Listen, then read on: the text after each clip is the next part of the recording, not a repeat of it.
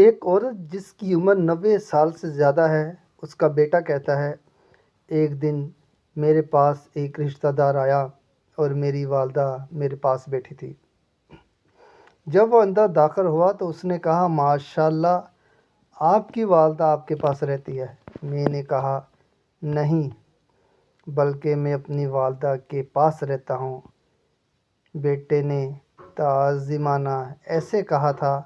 ماں نے کہا، نہیں بیٹا، جب تم چھوٹے تھے تو ہمارے ساتھ تھے، لیکن جب ہم بڑے ہوئے اور تمہارے ساتھ ہو گئے، کیا تم نے اللہ تعالیٰ کا یہ فرمان نہیں پڑھا، اَمَّا يَبْلَغَنَّ عِندَكَ الْكِبَرَ أَحَدُهُمَا أَوْ كِلَاهُمَا فَلَا تَقُل لَّهُمَا أُفٍّ وَلَا تَنْهَرْهُمَا۔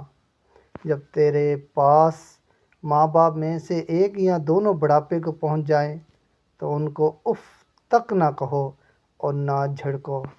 یہاں پر اللہ تعالیٰ نے رہنے کی نسبت اولاد کی طرف کی ہے کہ ماں باپ ان کے پاس رہتے ہیں۔ بیٹا کہتا ہے، گویا میں نے پہلی بھاری آیت سنی، ہر چیز عمر کے ساتھ کمزور ہو جاتی ہے سوائے والدین کی محبت کے، یہ صرف مضبوط ہوتی جاتی ہے۔ خبردار، تم اس جذبے کو اپنے احساس کی سرد مہری سے بچھا نہ دینا۔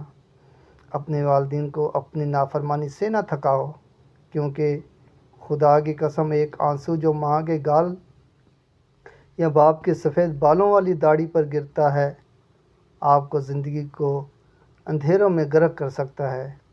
کثرت سے والدین کے لیے دعا کیا کریں، رب اغفر لی ولی وللمؤمنین یوم یقوم الحساب۔ اے رب، مجھے اور میرے والدین کو معاف فرما۔ اس میں 3 عبادات جمع ہو جاتی ہیں، دعا، نیکی اور بخشش۔ اے اللہ، ہماری کوتاہیوں ہمیں اور ہمارے والدین کو معاف فرما دے، آمین ثم آمین۔